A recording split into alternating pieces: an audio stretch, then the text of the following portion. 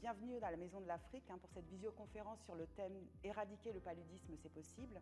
Je suis Léo Kadié-Bakissé et je vais modérer cette session pour vous aujourd'hui. Elle est simultanément diffusée sur Facebook Live et je vous invite d'ores et déjà à vous y abonner et bien entendu à commencer à poser des questions aux invités qui seront présents avec nous aujourd'hui. Pour cette journée mondiale du paludisme, nous vous proposons 2 temps pour avoir des pistes concrètes pour éradiquer le paludisme. Un premier tour dans lequel vous allez découvrir 3 solutions qui sont simples pour lutter contre le paludisme lors de notre table ronde et un second temps qui sera dédié au retour d'expérience et au témoignage de plusieurs entrepreneurs africains qui partagent au quotidien le souhait d'éradiquer cette maladie. Alors vous êtes très nombreux ce matin, ce qui témoigne de ce vif intérêt pour ce sujet et nous espérons recevoir de nombreuses questions au fil de l'eau pour que je puisse les adresser à nos invités. Aujourd'hui, pour nous accompagner, j'ai Youssouf Kamara, qui est donc le directeur général de la Maison de l'Afrique. Bonjour Léo Kadi. Bonjour, merci de nous recevoir dans vos locaux. Avec grand plaisir. Alors vous êtes actuellement directeur général de la Maison de l'Afrique. Qu'est-ce qui vous a donné envie de reprendre la direction de cette entité ? Tout le potentiel de l'Afrique déjà, et le potentiel du véhicule qu'est la Maison de l'Afrique. Moi je suis Youssouf Kamara, j'ai une expérience de dirigeant. Je suis coach professionnel et administrateur. Et j'ai repris la direction générale de la Maison de l'Afrique depuis le début de cette année. Alors c'est intéressant parce que finalement, peut-être que certains auditeurs se posent la question de savoir mais qu'est-ce que la Maison de l'Afrique ? C'est vrai qu'elle est assez méconnue, la Maison de l'Afrique, et pourtant c'est une société qui a été créée en 1974 à Paris. Elle est née à l'initiative de 3 chefs d'État de cette période-là, Georges Pompidou, Léopold Sédar Senghor et Félix Houphouët-Boigny, qui ont souhaité doter l'Afrique d'une plateforme de promotion des économies, de la culture et de l'art à partir de Paris, pour l'ensemble de la France. Au gré des années, la Maison de l'Afrique a porté des projets autour de la culture et de l'art, et peut-être un peu moins autour des économies. Sa particularité, c'est que c'est une maison qui est une société anonyme, et au conseil d'administration, ce sont des présidents de chambres de commerce de 10 pays africains, plus Paris. Alors forcément, 10 pays engagés à ce jour. Comment vous avez l'intention de conquérir les 44 autres qu'il reste ?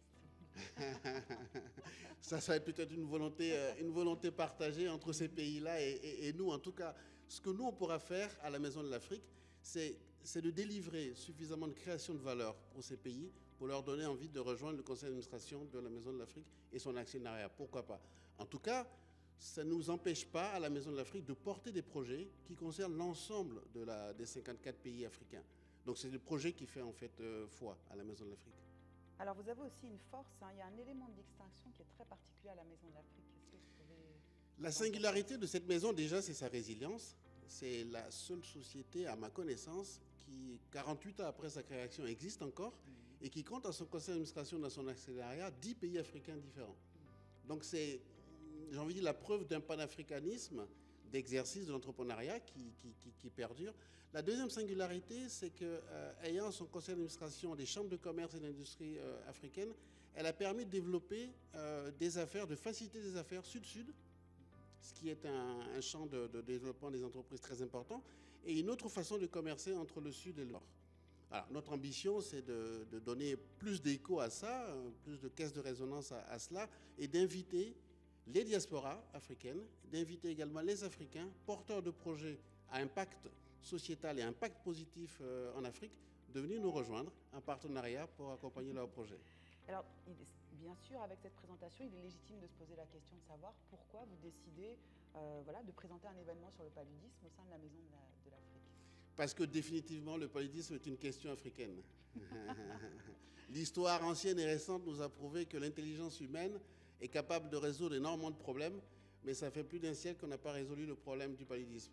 Alors on s'en empare à notre modeste niveau, c'est d'être une plateforme de diffusion aujourd'hui de 3 solutions. On sait qu'il en existe plusieurs. Pour être d'origine africaine, et beaucoup d'Africains, on sait qu'en Afrique, dans nos villages, on se soigne du paludisme depuis des siècles avec des solutions qui fonctionnent. Elles sont certes peut-être pas documentées, elles n'ont pas les moyens d'être portées autrement qu'en local. En tout cas, aujourd'hui, j'ai souhaité que la Maison de l'Afrique puisse mettre en avant 3 solutions et donner envie aux Africains et aux entrepreneurs africains, parce qu'on sait aujourd'hui l'impact de l'entreprise dans la prise de conscience de la responsabilité des Africains pour régler leurs problèmes. En tout cas, donner envie de s'intéresser à ces solutions-là et les aider à perdurer en Afrique. Très bien, mais merci beaucoup pour ces éléments d'introduction. Je vous en prie. Pour la suite de nos échanges. Alors, on va passer donc au niveau de la table ronde. Je vais appeler mes invités. Donc, j'ai Lucie Cornet-Vernet, qui est la fondatrice de la Maison de l'Artémisia, qui est ici présente avec moi. Bonjour et bienvenue. Merci. Alors, j'ai Gérard Nyondiko, qui est le cofondateur de Maya, qui est en direct avec nous. Bonjour Gérard. Bonjour à tout le monde. Et j'ai également Stéphania Juan, qui est chargée des relations internationales de Kista, qui est également avec nous aujourd'hui. Bonjour Stéphania. Bonjour Léocadie, merci. Alors, je vais proposer, on va démarrer avec vous, Madame Cornet-Vernet. Vous êtes la fondatrice de la Maison de l'Artémisia. C'est une association humanitaire française de lutte contre le paludisme à destination des populations les plus vulnérables dans le Sud, qui a été créée en 2013. Et j'ai vu un chiffre extrêmement important sur votre site, 6 millions de traitements dispensés depuis sa création. Oui, tout à fait. Puis c'est tout à fait exponentiel. On a commencé tout petit, aussi petit qu'une graine d'artémisia, cette fameuse plante. Enfin, on dit l'artémisia, en fait, il y a 400 espèces d'artémisia, donc c'est absolument gigantesque. Mais nous n'utilisons vraiment que l'artémisia annua et l'artémisia afra pour l'instant pour soigner le paludisme. Bon, c'est une longue histoire qui est une histoire de cœur, en fait. C'est un de mes amis qui s'appelle Alexandre Poussin, qui a foulé votre terre africaine pendant 3 ans, puisqu'il a traversé toute l'Afrique par l'Est, du Cap jusqu'en terre d'Israël. Et pendant 3 ans, il a marché, donc forcément, il a eu des crises de paludisme, 2, et dont l'une aurait pu être tellement catastrophique, mais il a eu la chance d'arriver dans un petit dispensaire en Éthiopie, où il n'y avait plus de médicaments anti-palu. Et c'est une petite sœur, c'est un dispensaire catholique, c'est une petite sœur américaine qui était médecin, qui cultivait de l'artémisia annua dans l'arrière de son dispensaire et qui lui a donné cette tisane pendant plusieurs jours, et il a recouvré la santé. Et donc, en nous le partageant, nous, ses amis, on s'est dit, mais c'est pas possible qu'une tisane soigne. C'est pas possible. Ça a commencé comme ça. C'est ce qui vous a donné envie de rentrer dans cette aventure. Exactement. Et on va aller plus avant dans ce que vous avez mis en place, parce que vous avez... Alors, il y a la Maison de l'Artémisia, environ la maison mère, et puis il y a l'association, puis il y a les Maisons de l'Artémisia. Alors, ces Maisons de l'Artémisia présentes dans 27 pays. L'aventure démarre sur cette prise de conscience avec votre ami. Exactement. Et assez simplement, parce que moi, je suis de formation orthodontiste, j'ai aussi un master de sciences biologiques et médicales, et donc très, très simplement, j'ai fait la bibliographie de cette plante et je me suis rendu compte que c'était une vraie histoire, qu'il y avait beaucoup de publications, pas forcément parfaites, mais quand même, on s'était bien documenté. Et pour la faire courte, une molécule de l'artémisia annua est aujourd'hui la base des principaux médicaments anti-palu qu'on appelle dont l'artémisinine, et donc ça donne l'artéméter, le coartem, etc. Et donc on s'est dit, mais comment on va faire en fait? Donc on a commencé tout petit au Sénégal, et puis on a aidé d'abord la recherche en agronomie pour avoir des semences qui fonctionnent à peu près bien en Afrique, puisque cette plante, la plante Artémisia annua, donc qui vient de Chine, elle est vraiment issue d'un biotope tempéré, comme nous ici en France. Donc de l'adapter dans les pays tropicaux, subtropicaux, dans les biotopes sahéliens ou subsahéliens, c'est vraiment une gageure. Donc on a commencé par faire ça. Et une fois qu'on a fait ça, on a pris contact avec énormément de monde en Afrique qui connaissait déjà la plante, et on a rassemblé les gens en pôles de compétences dans chaque pays. Et c'est ça qu'on appelle les maisons de l'Artémisia. Et il y en a 104. Il y en a 104. Présents dans 27 pays. Exactement, voilà. Et donc pour nous, ce qui est vraiment fondamental, d'abord, c'est l'éthique en fait des personnes qui tiennent ces maisons de l'Artémisia. On est au service d'un bien commun, d'accord, qu'on va distribuer à une population. Nous sommes une association à but humanitaire, et donc ça, c'est vraiment un très gros volet de ce que nous faisons tous les jours. Et il y a un deuxième volet qui est d'accélérer la recherche sur ces plantes pour pouvoir donner, j'allais dire, une médication la plus fiable, la plus documentée possible aux populations. Voilà. Alors bien sûr, j'ai encore plein de questions à vous poser, donc je vais revenir vers vous. Je vais déjà me rapprocher, puisqu'on parle d'une vertu naturelle, je vais me rapprocher de Monsieur Nyondiko. Je rappelle que vous êtes le fondateur de Maya, la pommade qui protège vraiment contre les moustiques. Alors quand on a préparé cette interview, déjà bienvenue. Merci bien, content de participer à cette table ronde. Merci à vous. Alors, quand on a préparé cette interview, vous m'avez interpellée. Donc, j'ai repris texto les termes que vous avez employés en disant, voilà, il y a un enfant Un enfant meurt toutes les 2 minutes de paludisme, c'est un fléau qui freine le continent. Première cause d'absentéisme à l'école, qui impacte lourdement les budgets des ménages. Et moi, je me suis dit, alors vous êtes allé chercher quelque chose qui rentre dans les ménages burkinabés, puisque vous leur proposez une pommade au beurre de karité qui hydrate et qui protège pendant 8 heures. Vous avez une initiative, Maya Africa, qui est née en 2020, en pleine pandémie. Est-ce que vous pouvez nous raconter un petit peu comment s'est passé, comment a été lancée cette aventure? Merci bien. Comme je l'ai dit, moi c'est Gérard Niandiko, je suis le cofondateur de Maya Africa, une entreprise engagée dans la lutte contre le paludisme, avec un aspect plus particulier, comment mettre la prévention du paludisme dans la vie quotidienne de chaque population. Et cette aventure commence en 2013, où je me suis posé cette question. Pour donner un peu une ordre d'idée, moi-même j'ai été victime plusieurs fois du palu, j'ai perdu des membres de la famille, c'est le quotidien de toute personne qui vit en Afrique subsaharienne. Et après avoir été à l'école, on se disait qu'est-ce qu'on peut faire pour soulager les populations. Et c'est là où l'idée m'était venue de dire, et si on prenait un produit que les populations utilisent au quotidien et qu'on le rende efficace pour chasser les moustiques, ça pouvait impacter ou réduire un peu le risque de contamination. Et au début, en 2013, l'idée au départ, c'était de dire, comme tout le monde se lave, comme tout le monde utilise le savon, on n'a pas besoin de sensibiliser aux gens d'utiliser le savon. On s'était dit, waouh, ça c'est l'idée géniale. Oui. Et j'ai commencé par ça. J'ai passé à peu près 3 ans à développer ce savon anti-moustique. Mais il y avait une grande question qu'on m'a posée. Je me rappelle une fois quand je présentais mon projet en France, on se demandait ce que les Africains se lavent. Est-ce qu'il y a de l'eau? Si les gens ne se lavent pas, s'il n'y a pas de l'eau, ça ne va pas marcher. Et ça a quand même mis des questions dans... Nous, on défend que tout le monde se lave. Et il faut qu'on cherche, il faut qu'on le prouve, il faut qu'on montre qu'il y a des données, que les Africains se lavent. Malheureusement, en voulant chercher dans toutes les grandes institutions sur l'hygiène corporelle en Afrique, il n'y avait rien. Et là, on s'est mis à dire, il faut qu'on fasse nous-mêmes une étude, comme Lucie le disait, pour optimiser, il faut développer des données pour prouver, pour convaincre. Donc vous les avez trouvés, vous avez convaincu. Donc, on a fait une grande étude en 2017 pour montrer, en mettant vraiment un focus particulier sur les enfants de moins de 5 ans, parce que c'est les premières victimes du palu. À quel moment ils sont lavés, comment ils sont lavés, à quel moment ils utilisent le savon. Mais on a ajouté une question à la fin, qu'est-ce qui se passe après la douche? Et c'est là où quelque chose intervient qui change toute la donne. On se lave, mais on s'hydrate. On était un peu aveuglés par notre solution au départ. Par le savon. Là, le savon, et là on se dit, là, il y a un problème.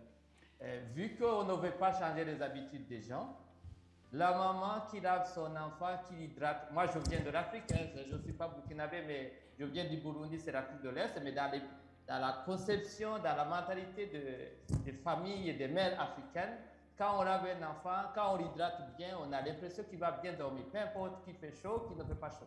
Alors, là, on s'est dit, il faut qu'on change. C'est là où on a pivoté pour faire une pommade. Pour faire la pommade. Et voilà.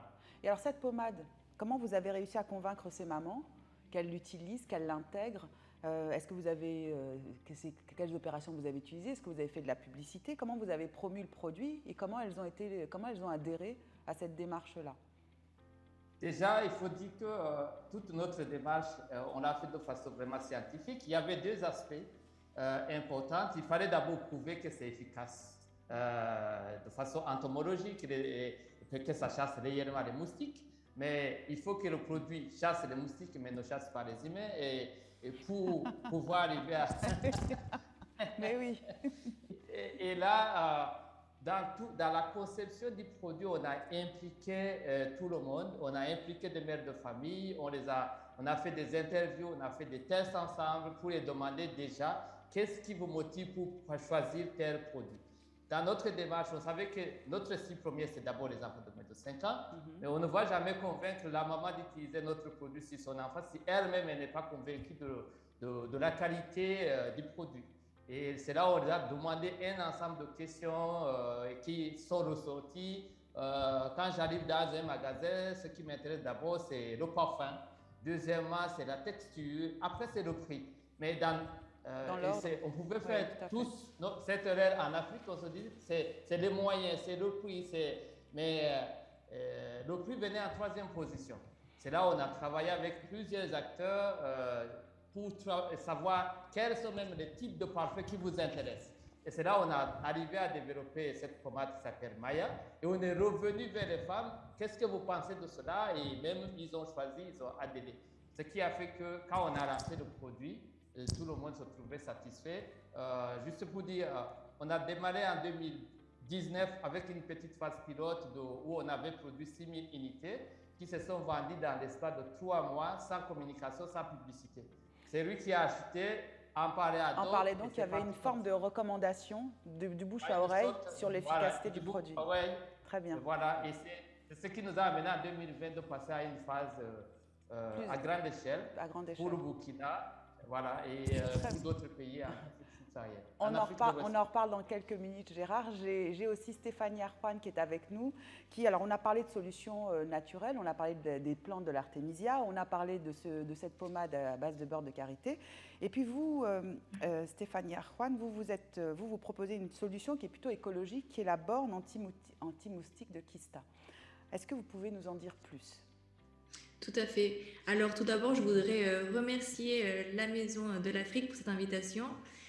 Dans cette journée justement contre le paludisme, il est vrai que auprès des autorités locales et notamment en Afrique, Kista a un double rôle dans la lutte contre le paludisme. Tout d'abord, on va baisser la nuisance grâce aux captures. Donc, la borne va tout simplement simuler la présence humaine en expulsant un CO2 recyclé au même taux et rythme qu'un être humain, ainsi qu'un leurre olfactif similaire à l'acidité corporelle. Donc, les moustiques femelles à la recherche d'un repas sanguin va croire qu'il y a une proie à sang chaud à l'intérieur de la borne. Elle va se rapprocher de l'appareil et se faire capturer par un système d'aspiration. Donc, voilà par rapport aux captures. Mais en parallèle, Kista est aussi un outil de monitoring. Donc, ce qu'on fait, c'est qu'on permet aux autorités locales de faire de la prévention dans la lutte anti-moustique intégrée. Pour mieux vous expliquer, tous nos bornes sont connectées à une application mobile et elles vont envoyer de la data, des informations concernant les nombres de moustiques capturés, concernant les données météorologiques, mais aussi la géolocalisation des appareils.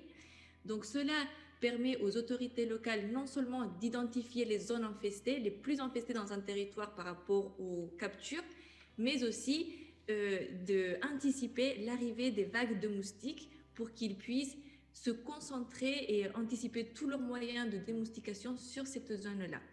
Donc, grâce aux données météorologiques et des captures, nous sommes en capacité de les prévenir et de leur dire, alors, on a constaté que la semaine dernière, avec ces données de météo, on a eu tant de captures de moustiques. On sait que la semaine prochaine, il y aura une météo similaire, donc attention, il y aura une forte arrivée de moustiques. Et cela permet justement aux autorités qui puissent se concentrer et anticiper tous leurs moyens sur cette zone-là et pas sur tout un territoire. Merci beaucoup pour cette clarification. Voilà pour le concept. Oui, pour le concept de la borne. Donc, une partie monitoring, une partie prévention. Et vous avez démarré justement cette aventure, j'allais dire, au Sénégal, dans la région du Kaolack. C'est ça. Alors, à votre arrivée, ça ressemblait à quoi? Et depuis que vous êtes là, ça ressemble à quoi? Alors, dans un premier temps, je tiens à expliquer que ce projet a été donc financé par la DG Trésor française. Nous avons installé 104 machines dans le village de Kaolack.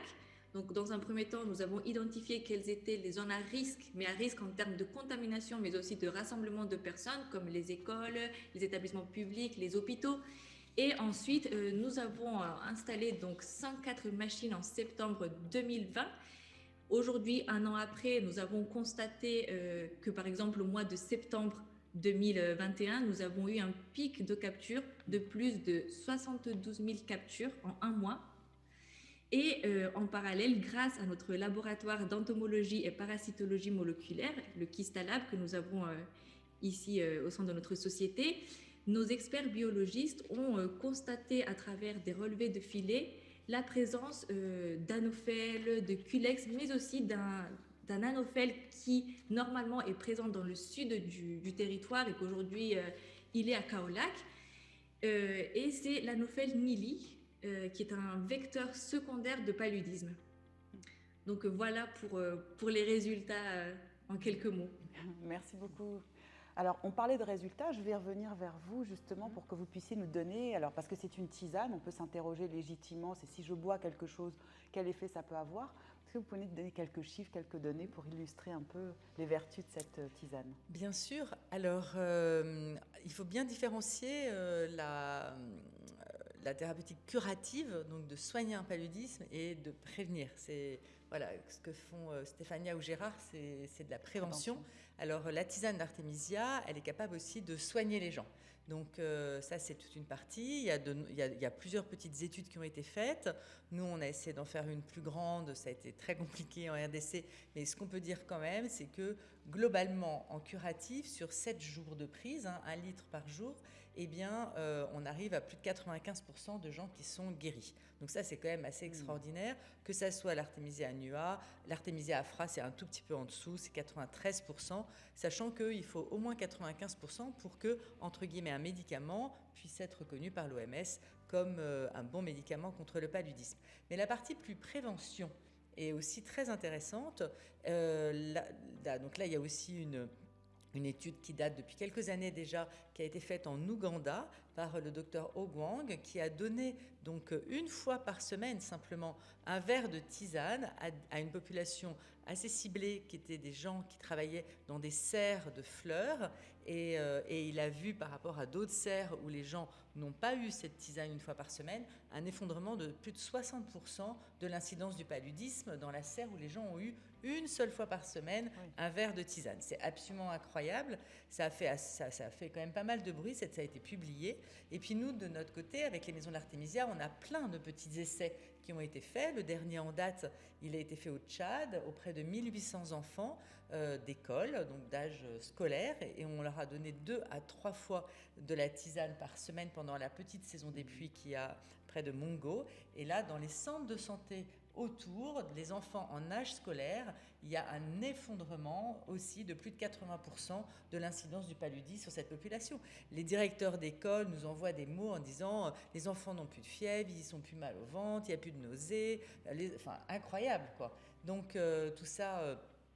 On en a fait d'autres aussi dans une petite école à Fada, justement au Burkina aussi, ou dans une école maternelle, il y a eu un effondrement de plus de 80% aussi de l'incidence du paludisme dans les classes où il y avait de l'Artémisia plutôt que par rapport aux classes où il n'y en avait pas.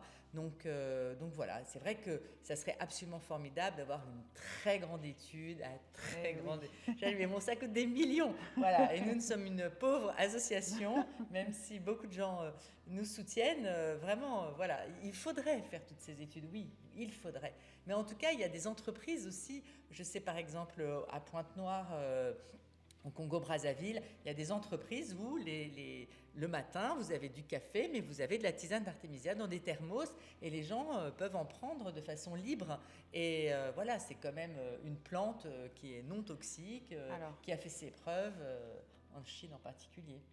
Donc, est-ce que n'importe qui peut créer son propre jardin d'Artémisia? Mais bien sûr, mais bien sûr. En fait, c'est ça qui est assez extraordinaire, d'avoir un moyen qui soit local. C'est-à-dire que cette plante, elle est tout à fait comme des tomates, d'accord? Donc, elle est, en tout cas, l'Artémisia annua, elle est annuelle. Donc, chaque année, il faut faire des semis, repiquer, etc. Bon, au niveau des semences, on a eu quand même pas mal de mal à avoir les bonnes semences aux bons endroits. Donc c'est vrai que les maisons de l'Artémisia sont faites pour ça. Ce sont faits aussi pour sélectionner les semences, pour que ça puisse bien fonctionner dans sa zone, quoi. Donc faites une petite formation dans les maisons d'artémisia la plus proche de chez vous, et à la fin de la formation, vous aurez un petit sac avec des semences et vous pourrez ensuite faire votre jardin. Aujourd'hui, il y a des milliers et des milliers de personnes qui cultivent de l'artémisia comme ça, pour leur consommation personnelle, oui. etc. Voilà. Merci beaucoup. Donc ça donnera aussi envie certainement à ceux qui sont en local, voilà, de se lancer dans cette culture-là, parce que finalement c'est et local et naturel. Exactement. Et bon pour la santé. Tout à fait. Et en plus c'est préventif et curatif. Exactement. Merci à vous. Alors Stéphania, on parlait de vos résultats, on parlait aussi de la manière dont la région donc, a évolué suite à ce que vous avez mis en place. Donc ce qui est important là sur cette région de Kaolack, on aura un témoignage justement qui viendra expliquer comment les choses ont progressé dans ce secteur-là. Vous avez parlé de 104 bornes avec un contrat de distribution qui a été mis en place. Aujourd'hui, est-ce que vous auriez envie de vous expandre et où sur le continent? Alors, juste, ce n'était pas un contrat de distribution, c'était une vente directe avec le gouvernement. Et en effet, aujourd'hui, Kista vise beaucoup sur l'international. Donc, en Afrique, on a un beau projet qui arrive prochainement à Djibouti. Donc, c'est en collaboration avec l'ONEAD, la Direction d'exploitation et assainissement des eaux. Donc, on a 60 machines à installer au mois de septembre dans le même cadre de prévention dans la lutte anti-moustique. Donc, ça, pour l'Afrique. Et ensuite, on a des projets pour le Canada, les États-Unis, le Japon, Singapour. On a également les îles françaises comme Saint-Barthélemy, Saint-Martin. Donc voilà, il y a des beaux projets à l'international qui arrivent, mais c'est vrai que l'Afrique nous tient à cœur, surtout pour cette action de lutte contre le paludisme, cette action humanitaire qui peut avoir le produit. Merci à vous, parce qu'effectivement, quand on vient en vacances ou quand on a des déplacements professionnels, on est aussi des vecteurs de cette maladie. Donc c'est important effectivement d'être informé à ce niveau. Alors je cherche mon deuxième invité. J'ai perdu Monsieur Nyondiko.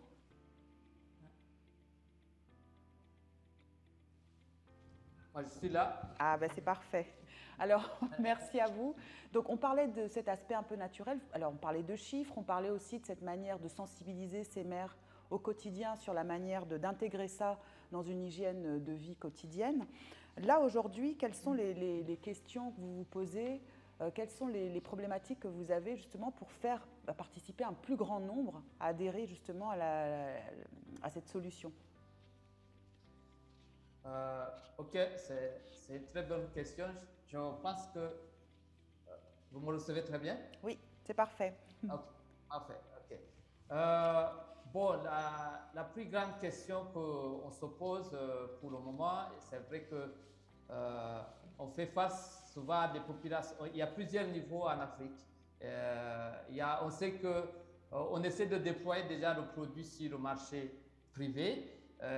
Où, par exemple, au Burkina, on a déjà à peu près plus de 1000 points de vente qui sont déjà installés sur l'ensemble du territoire. On a commencé à déployer, au Togo, on se prépare pour aller au Bénin, au Mali et continuer de s'étendre en Afrique. Ça, c'est le marché privé. L'autre aspect qu'on essaie, et ça, c'est ceux qui ont les moyens d'acheter le produit. Mais tout le monde n'a pas ce moyen d'acheter le produit, et ce que nous essayons de faire, c'est continuer effectivement de pousser, surtout côté recherche, pour prouver que c'est une solution qui marche, qui a un impact, et arriver à pouvoir convaincre les pouvoirs publics de la même manière de pousser notre produit à côté des autres solutions. Par exemple, pourquoi pas ne pas associer la distribution des moustiquaires avec cette pommade pour ces familles qui n'ont pas de moyens. L'autre axe, c'est le côté humanitaire. On a, par exemple, au Burkina, on a énormément de déplacés, de personnes qui ont tout perdu, qui sont devenues des déplacés, et on essaie de pousser le produit au niveau des ONG pour qu'ils puissent le distribuer gratuitement face à ces populations. L'année passée, on avait, par exemple, pu distribuer plus de 45 000 produits qui ont été distribués gratuitement au niveau des déplacés.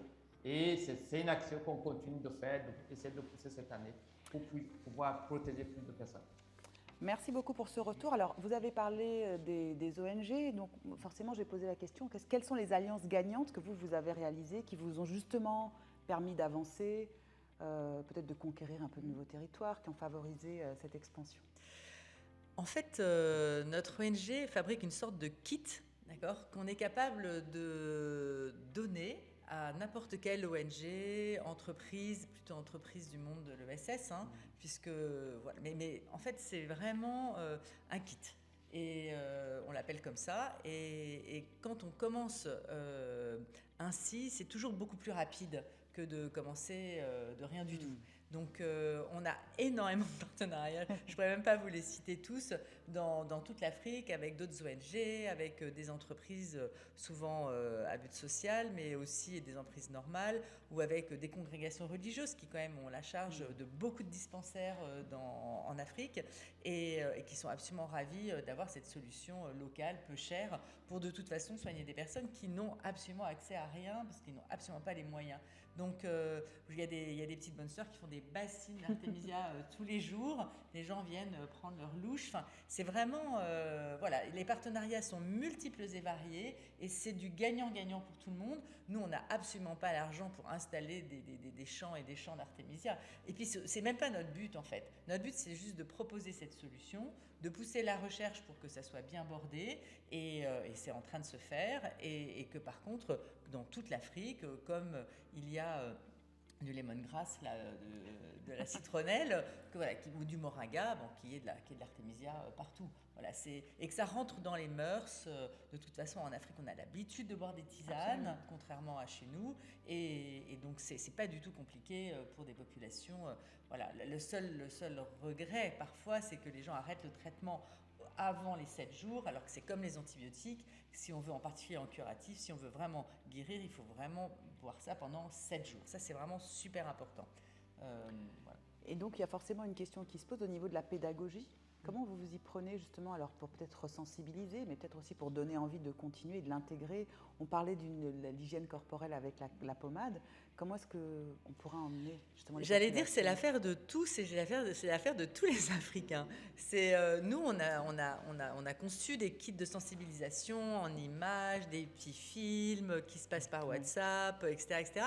Bon, mais à un moment, voilà, j'allais dire, c'est à l'Afrique de prendre et de faire sa pédagogie. Et c'est ce qui se passe. Et c'est ce qui se passe dans des entreprises, à la fin de certaines messes ou dans des cultes, etc., divers et variés. Les gens prennent en fait cette solution des personnes. Voilà. C'est-à-dire que dans notre charte, il y a vraiment les 3 aspects fondamentaux d'une maison d'artémisia. C'est l'aspect culture, on cultive, on broie, enfin on sèche, on broie, on transforme donc et on distribue.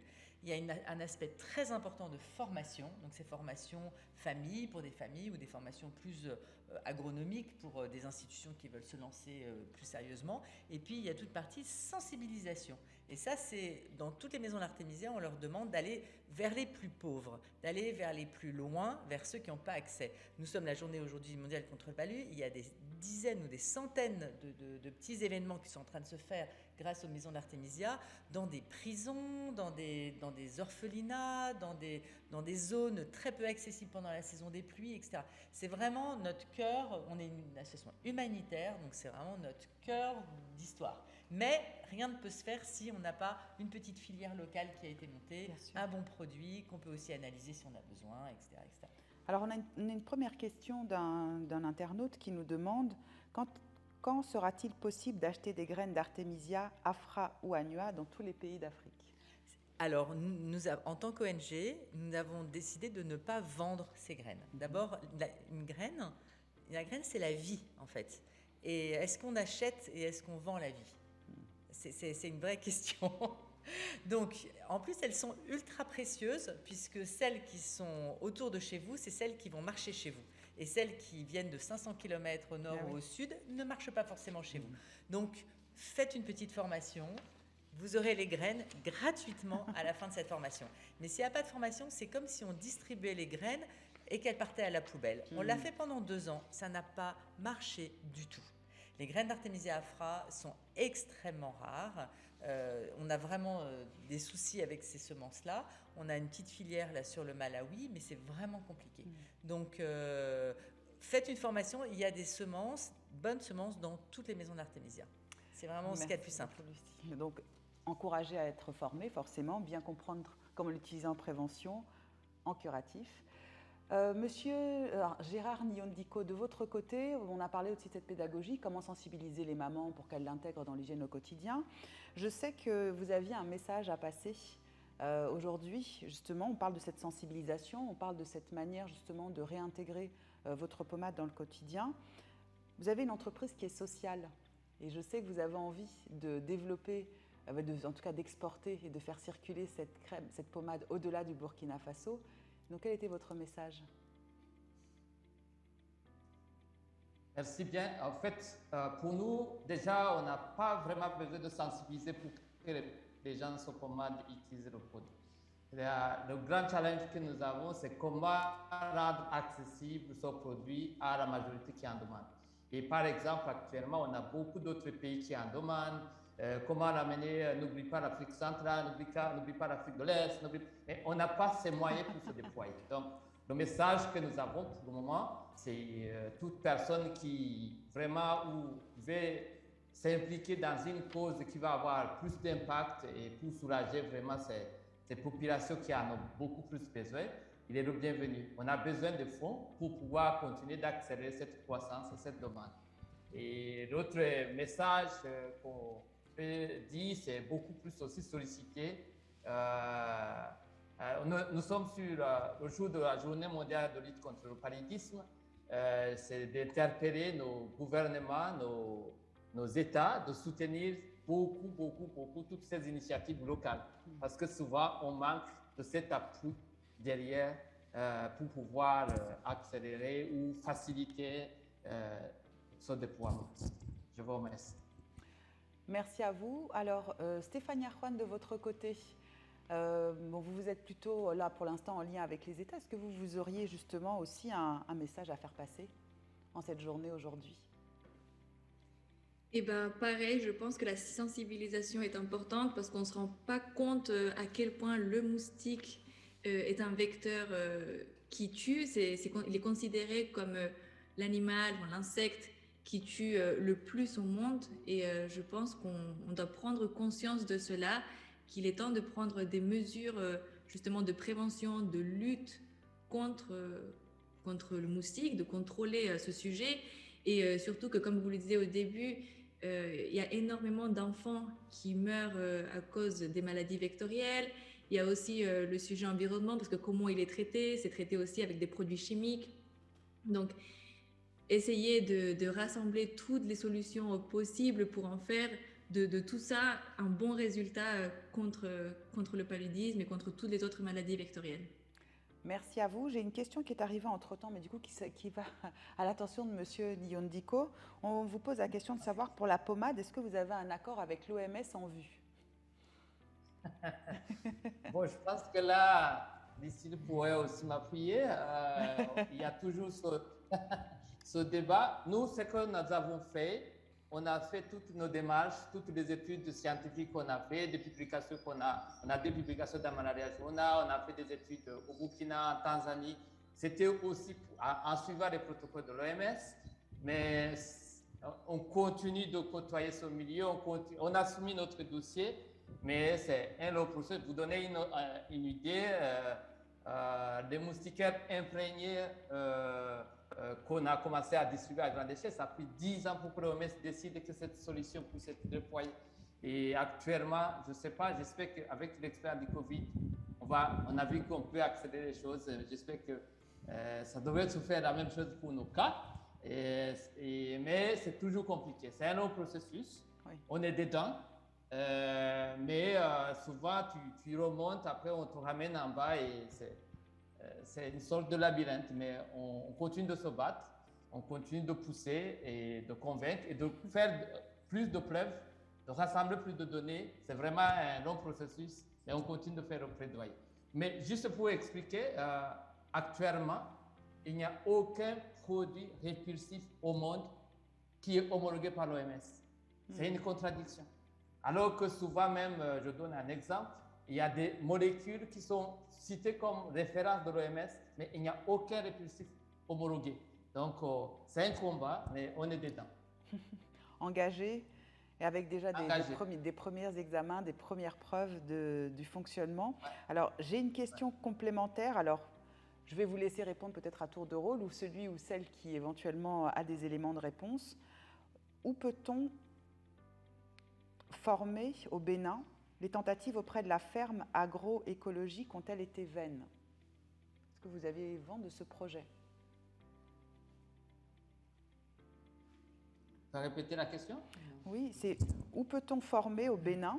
Les tentatives auprès de la ferme agroécologique ont été vaines. Est-ce que vous avez des liens? Est-ce que vous collaborez avec le Bénin? Alors nous, on a plusieurs maisons d'artémisia au Bénin. Certaines sont dans des fermes d'agroécologie.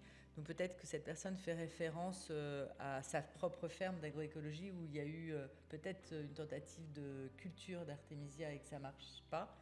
Il faut toutes les maisons d'artémisia sont en ligne, hein, donc il suffit de regarder sur notre site.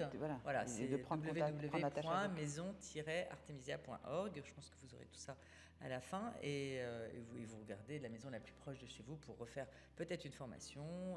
Après, les gens qui ont été formés, des semences leur sont redonnées, parfois revendues très peu cher juste pour le prix que ça a été pour les faire, mais c'est que des personnes formées qui sont déjà dans un listing. D'accord. J'ai une question pour Monsieur Nyondo. Je vous demande quelle est la substance anti-moustique synthétique avec le beurre de karité? Ah, ok, très bien question. Ça rejoint un peu à ce que je disais par rapport à l'OMS.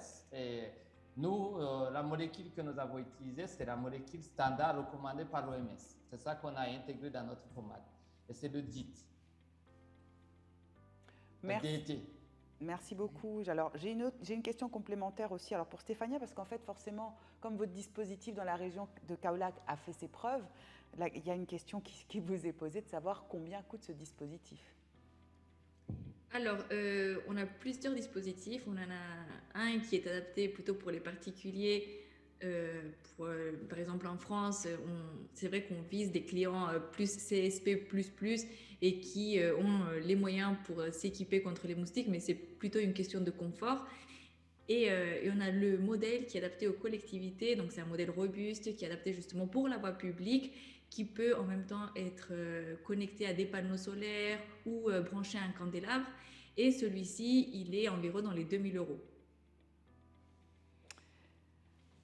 Ce qui veut dire que pour ceux qui veulent se le procurer, qui ne sont pas CSP++, il y a encore des efforts et des progrès à faire pour qu'ils puissent les réintégrer aussi dans leur quotidien.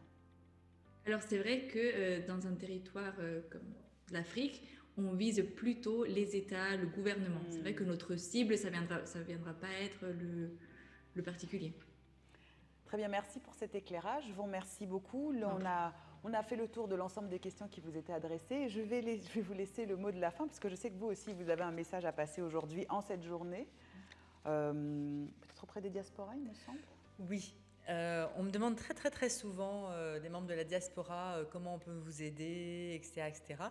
Et à force de scruter un petit peu comment les choses se passent, je me rends compte aussi en Europe que la diaspora est fort sollicitée aussi pour payer des hospitalisations d'enfants restés au pays ou de membres de la famille qui sont hospitalisés à cause du paludisme. Donc voilà, moi j'ai eu en cette journée de lutte contre le paludisme, vous, la diaspora, écoutez, offrez une formation dans une maison d'artémisia à votre famille, à votre village, aux personnes que vous sentez qui puissent vraiment bien cultiver cette plante. Ça coûte 30 €, c'est pas énorme, mais par contre, ça va permettre qu'une solution locale, qui n'est pas parfaite, hein, mais qui quand même prend une grande part de ce joug pour des populations en particulier vulnérables, en particulier en Afrique. Donc voilà, aidez-les en payant ces petites formations qui permettent aux maisons d'artémisia de fonctionner. Personne n'est millionnaire chez nous, bien entendu. Merci beaucoup, Madame Lucille Cornet-Vernet. Je vais vous remercier, Stéphania Juan, Gérard Niondico et puis vous également pour ce partage. 3 solutions simples, concrètes, qui sont opérationnelles, qui ont déjà fait leurs preuves, qui ont bien sûr toutes les 3 besoin d'un soutien, d'un encouragement, peut-être aussi d'une promotion pour sensibiliser, pour avoir plus de pédagogie dans la manière dont elles sont proposées au niveau des populations. Bien entendu, en cette journée, on vous souhaite vraiment beaucoup de succès pour leur développement, leur déploiement, que ce soit en mode préventif ou en mode curatif. Je vous remercie pour vos participations. Bien sûr, l'ensemble des informations concernant vos produits respectifs se retrouveront sur déjà le replay d'une part, mais également vos sites internet pour que ceux qui ont envie de contribuer, ceux qui ont envie de vous soutenir, les messages ont été très clairement passés, puissent se rapprocher de vous et permettre justement qu'on puisse avancer dans cette éradication pour le paludisme. Merci à vous. Merci beaucoup. Merci beaucoup, Léocadia. Très belle journée et à très bientôt. À très bientôt. Merci, à bientôt. Merci beaucoup. Donc après ce partage sur les 3 solutions concrètes qui vont justement permettre d'éradiquer, puisque c'est quand même le thème de notre webinaire du jour, d'éradiquer justement ce paludisme, on va se rapprocher de ceux qui l'ont testé, ceux qui justement l'ont intégré dans leur pratique quotidienne, ceux qui l'ont diffusé dans leurs entreprises, ceux qui en ont assuré la promotion auprès des populations. Et donc pour cette deuxième partie, nous allons avoir des témoignages de Franck Eba, qui est le directeur général de la compagnie sucrière sénégalaise, d'Éric Maville, qui est directeur général de santé en entreprise, de Baba Ndiaye, qui est le président du conseil départemental de Kaolack au Sénégal. Et puis, on fera aussi appel à vous pour avoir des illustrations au niveau de l'Artémisia. Donc, je vous remercie d'être présent aujourd'hui. Monsieur Eba, je vous vois à l'écran. Monsieur Maville. Bonjour. Bonjour et bienvenue. Monsieur Maville, bonjour. Monsieur Baba Ndiaye, bonjour et bienvenue. Oui, bonjour, merci. Alors, vous avez... J'imagine que vous avez écouté avec attention les présentations des différents produits qui nous étaient faits, les 3 solutions en début de webinaire. Donc là, nous allons avoir le plaisir justement de découvrir comment chacun d'entre vous, à son niveau, a pu justement expérimenter et intégrer chacune de ces solutions dans sa pratique quotidienne, auprès des populations, auprès des collaborateurs. Donc je vais démarrer avec vous, Monsieur Eba. Comme je disais, vous êtes le directeur général de la compagnie sucrière du Sénégal et vous avez mis en place une stratégie qui s'avère payante.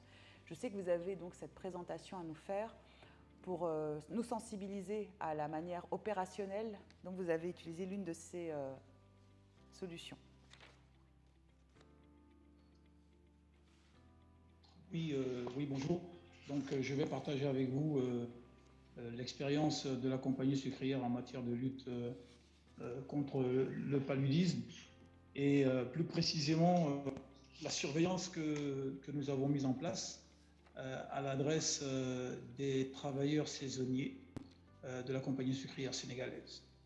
Donc, je vais articuler ma présentation autour, après une brève présentation de la compagnie sucrière sénégalaise. Je vais présenter un peu les enjeux et la stratégie de ce programme, les procédures et les outils de gestion que nous avons utilisés. Et enfin, je terminerai sur les résultats et les quelques recommandations et conclusions suite à ce programme de surveillance. La compagnie sucrière sénégalaise est une entreprise donc, qui produit du sucre et de l'éthanol au Sénégal, à la frontière de la Mauritanie.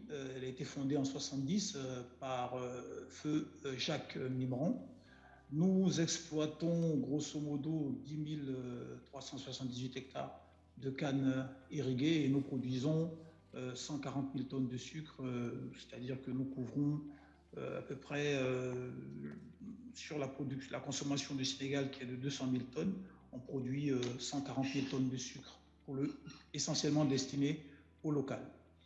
Nous avons une production annuelle de 13 millions de litres de bioéthanol qui est réservé à la consommation locale et exporté dans la sous-région et ça s'est beaucoup intervenu notamment pour les gels hydroalcooliques pour la lutte contre la Covid en Afrique de l'Ouest, puisque nous exportons aussi dans les pays d'Afrique de l'Ouest. Et les chiffres d'affaires, nous sommes les plus gros employeurs après l'État du Sénégal. Nous embauchons en moyenne 7500 personnes et en période de pointe, on peut arriver jusqu'à 8500 personnes. le chiffre d'affaires est de 95 milliards. Quels sont les enjeux? Alors pour nous, les coupeurs, c'est un métier particulier dans le métier de la production sucrière. Et ces coupeurs, ils proviennent de diverses régions au Sénégal et même de la sous-région en Afrique de l'Ouest. Et donc, les enjeux pour nous, c'est de réaliser une visite médicale d'aptitude pour plus de 3000 personnes qui débutent la campagne agricole, qui démarre généralement de novembre à fin mai. Donc, il s'agit de qui plus particulièrement? Des saisonniers, dans la période d'août à septembre, des planteurs, des coupeurs, et les coupeurs d'octobre à décembre. Et d'où viennent-ils? Ils viennent des 14 régions du Sénégal et aussi de la sous-région, Mauritanie, Mali, Guinée, Conakry, Guinée-Bissau, Gambie et Sierra Leone. Et la stratégie que nous avons adoptée pour justement prévenir du palu, c'est le dépistage du paludisme initié par notre centre de santé, notre service médical, pour essentiellement sur les saisonniers, de 24 heures à 48 heures avant leur arrivée à Richard Toll. Bien entendu, toute la logistique est organisée pour les recevoir et juste avant qu'ils démarrent, on procède à ce dépistage. Et donc, nous nous alignons sur le protocole donc de prise en charge du paludisme et nous harmonisons aussi nos outils de collecte. Quelle est la procédure? Elle est simple. Premier temps, on informe sur notre dispositif de surveillance. Ensuite, nous sensibilisons au quotidien sur ce dispositif. On questionne surtout sur la notion de voyage pour déterminer la provenance de ces travailleurs et aussi sur les antécédents en matière de fièvre et de l'utilisation des moustiquaires imprégnés. On mène aussi des enquêtes épidémiologiques pour les travailleurs qui sont éligibles aux tests de diagnostic rapide. Et ensuite, on mène des enquêtes pour les cas considérés positifs. Les outils de gestion, nous avons les tests de diagnostic rapide. Nous avons aussi les traitements efficaces pour la contamination à base de dérivés d'antémicine. Nous avons aussi les fiches de stock, les questions d'orientation, les fiches d'enquête, en fait toute une série de documentation qui nous aident à alimenter notre dispositif de surveillance. Alors, Monsieur Eba, excusez-moi, je pense qu'il y a un souci sur vos slides. Est-ce que vous pourriez les afficher? Vous les faire passer? Ouais. Ah, vous les avez? Oui, non, on ah, les vous a les pas. avez... En diaporama. Je pensais que... Là, si vous avez en diaporama, c'est mieux, puisque nous avons des questions d'auditeurs d'internautes qui ont envie de suivre en direct. Je pensais que vous les aviez. Hein. Non. Alors, je ne sais pas comment je vais faire ça. Si vous le mettez en plein écran, en bas, à côté de commentaires, vous avez... Voilà, c'est parfait. Là, c'est parfait. Et comme ça, vous le mettez en plein écran, voilà. Là, c'est bon? Oui. C'est mieux. C'est bon, là? Oui. C'est OK? C'est OK. OK. Désolé, hein, je pensais que les slides passaient en direct. Alors, je vais aborder donc la partie résultats. Quels sont les résultats concrets que nous avons obtenus sur le terrain avec ce dispositif de surveillance? Les données recueillies dans ce dispositif sont le nombre de personnes dépistées, le nombre de personnes dépistées positives.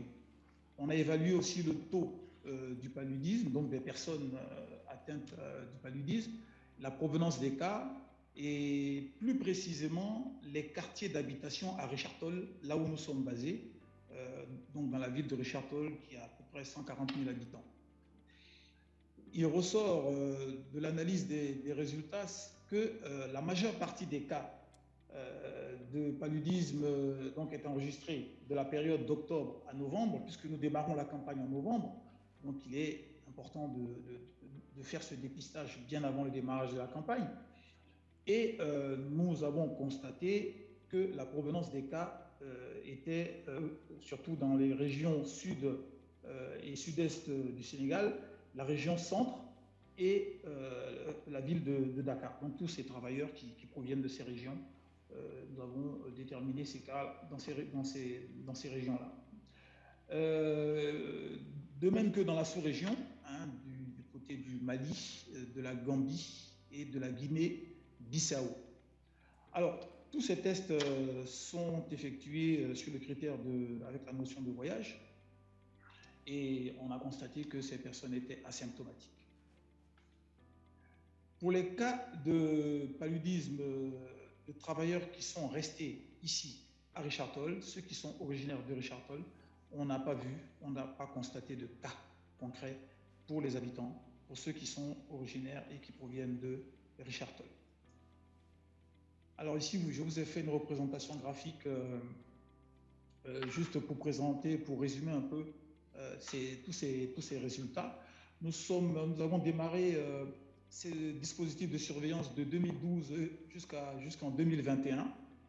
Et nous avons démarré au départ avec le dépistage de 3323 personnes. Et nous en sommes aujourd'hui à près de 5054 personnes. Donc une belle évolution en termes de dépistage. Ensuite, nous avons constaté que le taux de paludisme le plus élevé a été obtenu en 2014. Hein, vous pouvez le constater sur la courbe, le pic, qui est très significatif pour nous. Nous avons obtenu 17 cas pour à peu près 847 personnes voilà, dépistées.